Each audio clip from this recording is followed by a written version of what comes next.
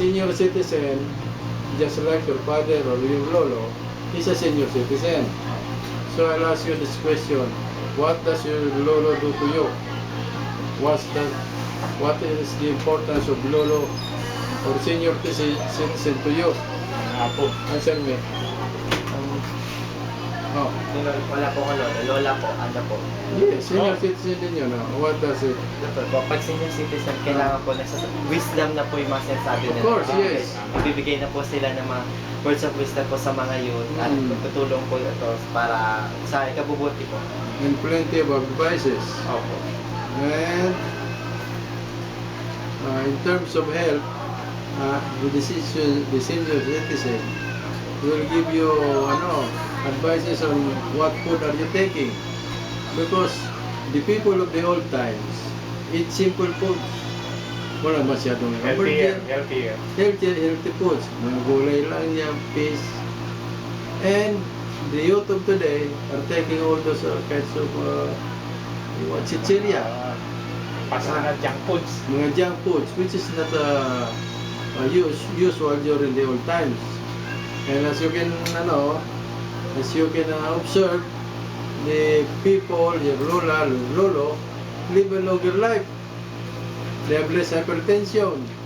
Most of the food of today, or if you're eating, are prone to hypertension, diabetes, especially sweet foods, ice cream, cakes. So that's it. Another question. Ano po, ilang taon na po ba kayo? I am 68. 68 po. Ang next na po.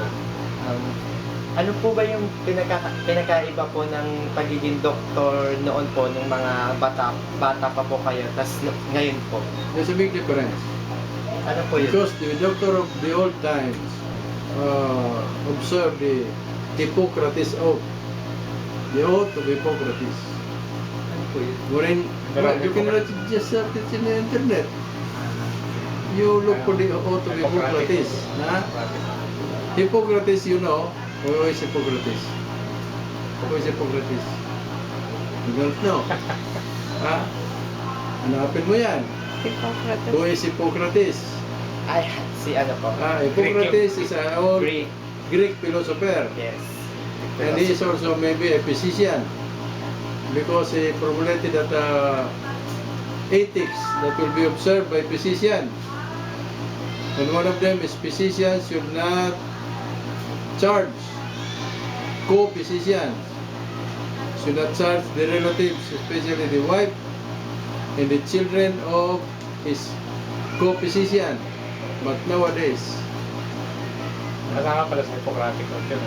no, praise, some doctors are already shying away from the Hippocrates oath, wherein they charge even co-physician, even the children of physicians, even the wife of physician, they charge.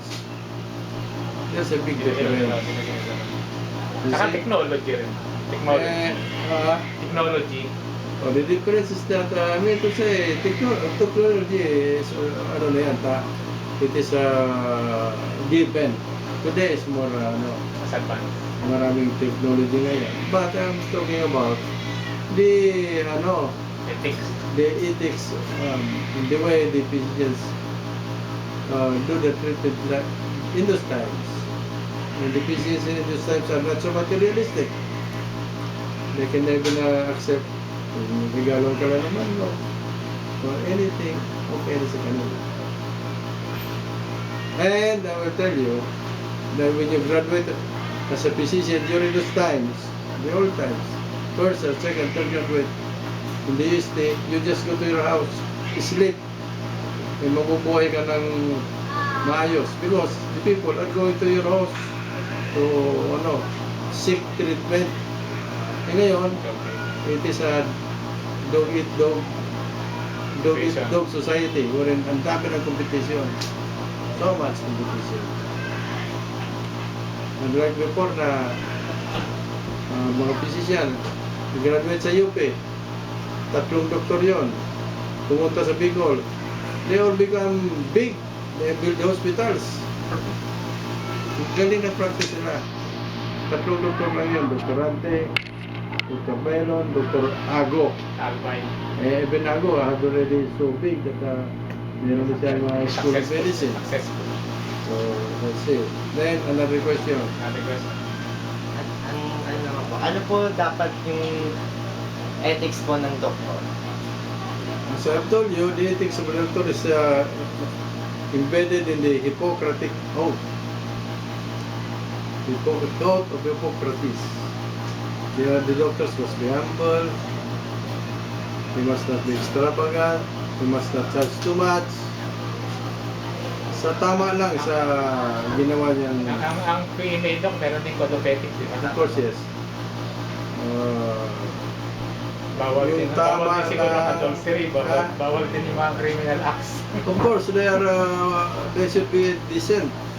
Uh, They should not be doing, morally, especially morality. Ha? cause for ano yun eh. Oo. Alam mo kasi ang doktor, rapitin ng babae yan.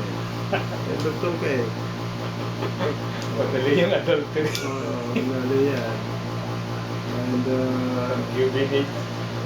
in-examine a patient, I'll tell you, in-examine a female patient, you must always have the companion of another nurse to examine a patient, another female. You do not examine a Baka female. ma-frame up. Yes, you do not examine a patient alone, di ba?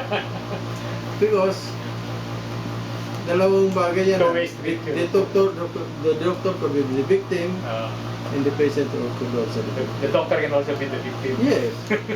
Oh. Hindi gano'n. Another question. Next question po. Naka-adapt po ba kayo sa modern society po ngayon? Adapt? Sa senior citizen? Opo. Of course, as you go along, in your work and treatment, you can adapt day to day. You adapt tomorrow, you will adapt what is tomorrow. Siyempre. Oh, year to year, you adapt. So, makaka-adapt ka from the time you graduate up to now. You're already so much adapted. Always. May continuing education din naman yan. Continuing yan. Seminars. Oh, continuing adaptation. Gaya ng it's just like, that's nature. Stagnant ka na. Wala na. That's nature. You see, yung mga animals even adapt to their environment. I adapt to my environment. Halimbawa, mainit sa tagig, kaka-adapt na rin sa climate. Sa amin sa Bicol, malamig. Transfer sa tagig na mainit, kinadapt. So sa amin, tahimik sa Bicol, dito, ang dami-daming mga tao, magulo. Ay, kinadapt. Next. Naniniwala po ba kayo na ngayon po pinapaniwalaan po ng mga nanay na kapag doktor, ang anak po nila is doktor, yayaman daw po? Basta? Kung paniniwala po ng mga nanay ngayon na kapag ang anak daw po nila ay doktor, is may posibilidad po sila maging mayaman. Naniniwala po ba kayo doon? Naniniwala ko. Possibility. Malaking chance. There is always a possibility. Ang possibility, naniniwala ko sa possibility. Pero yung yayaman, I do not know what's the future. Pero the possibility is there. Depende kung gaano kalaki It yaman na depends. Ano ang yaman? Ano ang concept mo ng yaman? It depends kung doktor Kasi ka, of marami course. naman nakita ng Of doktor. course, you have suffered so much in studying medicine. And pagkatapos mo naman, you will treat patients, you also have a good income. Especially if you are a good doctor.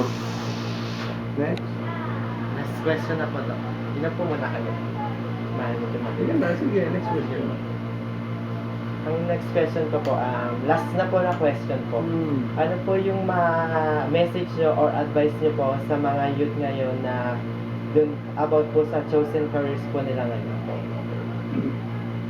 Actually, there are so many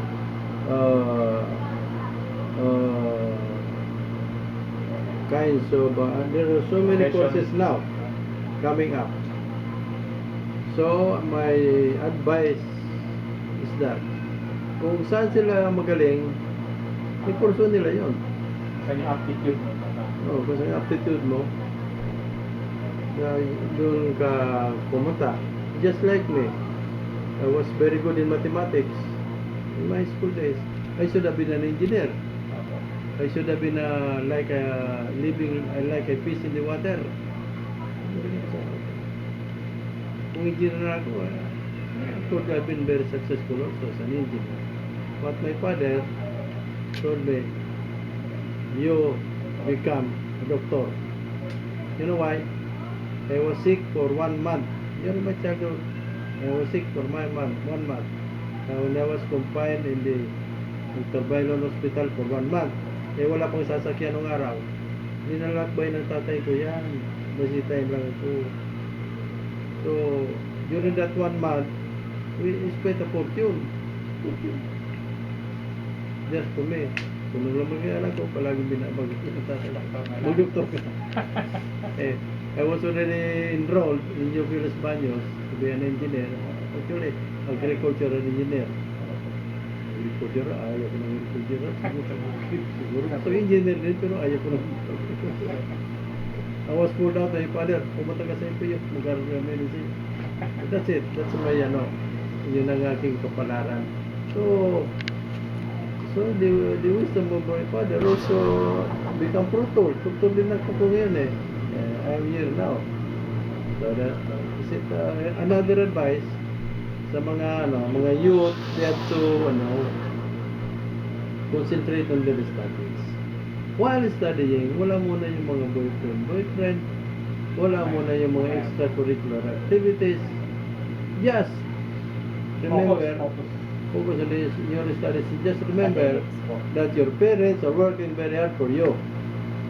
Ayun, ang konsensya na lang ninyo, ang gagamitin nyo na paano ako dito manonood ng sine, maglalakad sa like that, and my father is working very hard just to give me an education. Maawa kayo sa magulang ninyo. That's all. At saka dapat marunong ito say, kung ano lang ang nandyan, pagyamanin, pagtiyagaan. Huwag na maghanap ng mga extra pa pera just for extra enjoyment. That is my advice. So, ano po yung full name niyo po? Jose Casimiro Rabe. Tsaka, ano po yung pinaka-work field niyo po? Work field niyo po? I'm a general practitioner. General practice.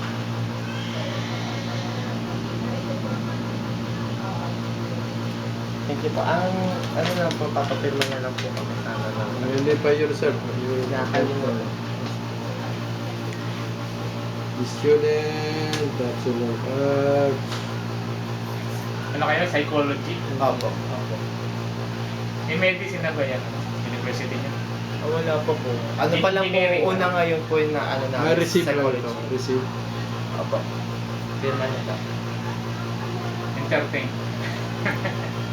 Thank you po. Okay. Okay. Naglalaro na ulit.